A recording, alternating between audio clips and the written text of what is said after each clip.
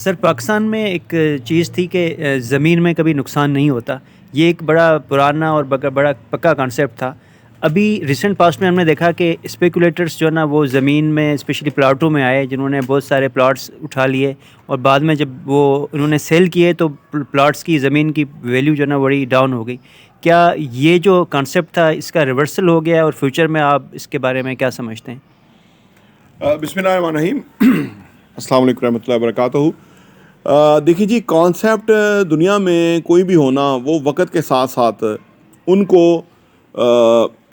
वो उनके नए कॉन्सेप्ट आते रहते हैं, चीज़ें चेंज होती रहती हैं, स्टैटिक चीज़ें नहीं होती। आपको याद है 50 साल पहले, इवन 40 साल पहले नौकरी को एक बाकायदा एक बेहतरीन रोज़गार का ज़रिया समझा जाता था कि भाई बंदे की और सरकारी नौकरी हो जाए तो बंदा बहुत सिक्योर है, उसको पैसा मिलता रहेगा, वो और दूसरे लोगों को पता नहीं काम मिले या ना मिले। लेकिन इन 40-50 सालों में वो लोग जो थे, जो कोई छोटे मोटे मजदूरियाँ, कोई रेहड़ियाँ लगा रहे थे, कोई छोटा मोटा काम कर रहे थे, उन्होंने इंपोर्ट एक्सपोर्ट शुरू कर दिए, उन्होंने बड़े बड़े बिज़नेस खड़े कर दिए, उन्होंने रियल एस्टेट में आके बहुत बड़ी एम्पायर खड़ी कर दी। तो जो सरकारी मुलाजिम थे वो बेचारे वहीं के वहीं रह गए, क्योंकि वो उन्होंने खुद अपने हाथों से अपने मुस्तकबिल वो कंप्रोमाइज़ कर लिया।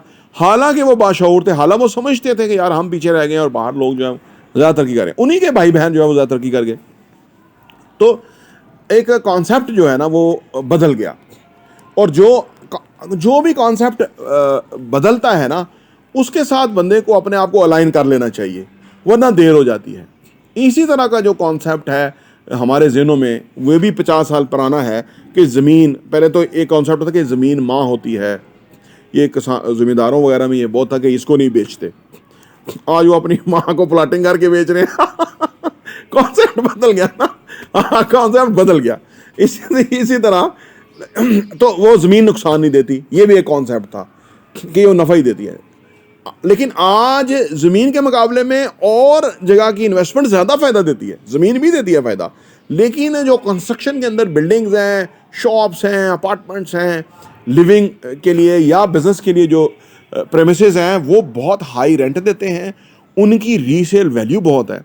कभी पाकिस्तान में ये तसव्वुर था कि पाकिस्तान में कौन से बिज़नेस हैं, या पाकिस्तान में कौन से बिज़नेस चलेंगे, या कौन किराया देगा इतना। आज आप अगर निकल के देखें बड़ी बड़ी मार्केट्स के अंदर, तो बड़े बड़े ब्रांड हैं, कोई कपड़ों के ब्रांड हैं, कोई अदर ब्रांड हैं कि जो जिन्होंने बैंक्स हैं, ठीक है ना, कोई मीट शॉप है, कोई शोरूम्स हैं जी। बहरहाल जो भी है हमारे पास, वो अच्छे बड़े किराए दे रहे हैं क्योंकि वो कमा रहे हैं। तो अर्ज़ करने का मतलब यह है कि वो कॉन्सेप्ट बदल गया है। आज भी अगर आप उसी ओल्ड मेथड या ओल्ड स्कूल ऑफ थाट को जहन में रखते हुए इन्वेस्टमेंट करें, तो फिर आप कम फ़ायदा हासिल करेंगे। फ़ायदा है उसमें, कम फ़ायदा है। ये तो एक बड़ा ही एक्सेप्शनल केस हुआ ना, ये रजीम चेंज हो गई तो प्लॉट्स की कीमतें बदस्तूर नीचे जाती गई। इनमें जंप आएगा, लेकिन जो ज़्यादा जंप आया वो हाउसिंग फिनिश चीज़ों के अंदर आया, यानी अपार्टमेंट वगैरह में या शॉप्स या इसमें अंदर आया। उसकी वजह के उधर प्रोग्रेस थी काम के अंदर, फिर वो जो रेडी हुआ तो किराए पे लग गया। अब एक बंदे ने अगर एक चीज़ ख़रीदी, एक ऑफिस ख़रीदा उसने, और उसने 50% किस्तें दी और बिल्डिंग मुकम्मल हो गई या वो रेडी हो गई, तो अब उसको किराया भी आ रहा है और वो किस्तें भी दे रहा है। प्लॉट के केस में ऐसा तो नहीं है। आज प्लॉट के ऊपर तो उल्टा गवर्नमेंट ने वो टैक्स लगा दिया है कि कनाल के ऊपर आप 6,000 रुपया जमा कराएंगे पर मंथ। हाँ, आप उस पर कमा रहे हैं कि नहीं कमा रहे। पहले लोगों ने प्लॉट लेके छोड़े हुए थे कि चलो जी महंगे होंगे तो बेचेंगे। अब 6,000 कनाल के प्लॉट के ऊपर आपको मंथली किराया गवर्नमेंट को टैक्स की शक्ल में देना पड़ेगा। तो वो जो ज़मीन फ़ायदा नुकसान नहीं देती, आप वो ज़मीन किसी तरह नुकसान दे रही है लोगों को, तो वो उनको एहसास हो रहा है। कई लोगों को बहुत लेट एहसास हुआ कि यानी उनका फ़र्ज़ करें 2 करोड़ का प्लॉट था, वो 1.25 करोड़ का रह गया, तो उन्होंने 75 लाख रुपये लॉस करके दोबारा उसको किसी कंस्ट्रक्शन के प्रोजेक्ट में इन्वेस्ट किया कि यार यहाँ से गेन करके तो वो जो लॉस है उसको कवर कर लिया जाए, और अभी तक उसका वो नहीं हुआ। तो यानी जो कॉन्सेप्ट है ना ये वाले, ये वक्त के साथ साथ चेंज होते रहते हैं। और अभी आने वाले टाइम में देखिए, पाकिस्तान में, दुनिया भर में जो होता है, लोग बिजनेसेस के अंदर इन्वेस्ट करते हैं। पाकिस्तान में ऐसा नहीं है। पाकिस्तान में सिर्फ रियल एस्टेट में ही आप इन्वेस्ट कर सकते हैं, और या स्टॉक एक्सचेंज या गोल्ड या ये डॉलर। अब ये डॉलर तो किसी तरह इन्वेस्ट करना बनता नहीं है ना, इससे तो आपकी इकोनॉमी के ऊपर बड़ा नुकसान पड़ता है, महंगाई ज़्यादा होती है वो। अब स्टॉक एक्सचेंज में ठीक है, लेकिन पाकिस्तान में ये जो इन्वेस्टमेंट की जो जो बड़ी अपॉर्चुनिटी है वो है बिजनेसेस, कि लोग बिजनेस में इन्वेस्ट करें, नए बिजनेसेस खुलें, वो नहीं है पाकिस्तान के अंदर।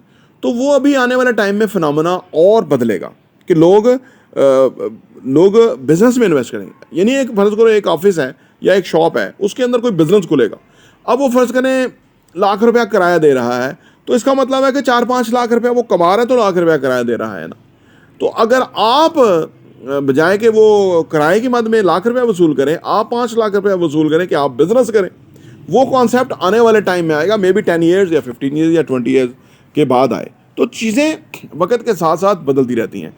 तो जो ज़मीन वाला था कि नुकसान नहीं देता, वो भी अब बदल गया, वो उसके ऊपर भी अब लोगों का ट्रस्ट जो है ना वो शटल्ड हो गया है कि फिर लोगों ने फार्मों में पैसा कमाया था, वो भी अब नहीं है। अब जो फार्म आते थे हाउसिंग सोसाइटी के, इसका भी कोई फ़ायदा नहीं है।